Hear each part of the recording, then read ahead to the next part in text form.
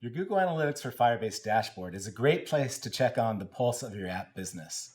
Let's go there now to check it out. So I'm looking now at the demo project's dashboard. This dashboard shows data for the iOS and the Android versions of the demo project together. There's filters that you can apply here to your metrics using this filter control. I can look at just one of my apps in my project by itself or both together.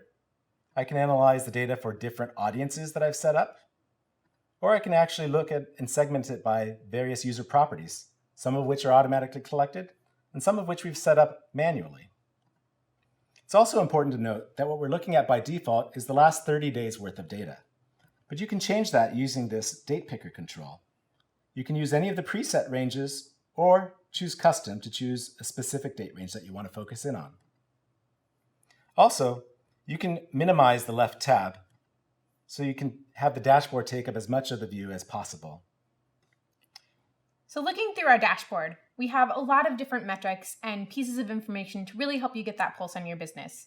We start with active users, how many people are in our app on a daily, weekly, and monthly basis, as well as within the last 30 minutes, how many people are active, giving you a really good idea of the engagement with your app at the current time.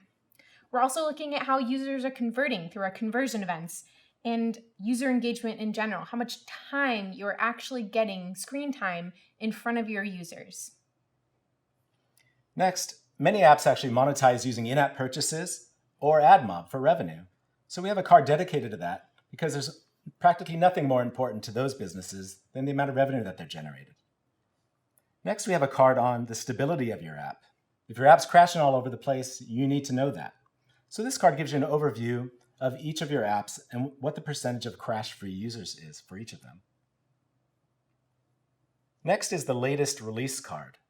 With apps, when you update a new version of your app, you want to make sure that it's stable and that people who are adopting it are able to use it without issues. So here, this table will actually show you for each of the apps in your project what version that it's on and what the status is of that latest release. You can see that the latest version of the Flood It for Android app needs investigation. You can click on that to dive in deeper to understand what's going on there. Next, we're looking at how we are acquiring new users. So if you're working on the marketing or acquisition side, this is going to be a really important card to pay attention to. Finally, we have retention of our users, how well they're doing after we've acquired them, and audience information. So our audience information is including things like location, devices, demographics, and interests, contextualized to, in this case, the dashboard, and in other reports, the actual event that these things are occurring on. So as you can see, there's lots of vital information here that's useful to any app business. And what's perhaps most impressive is that all of this is populated without lifting a finger, without any manual instrumentation at all. All you need to do is integrate and configure the Firebase SDK, and you're good to go.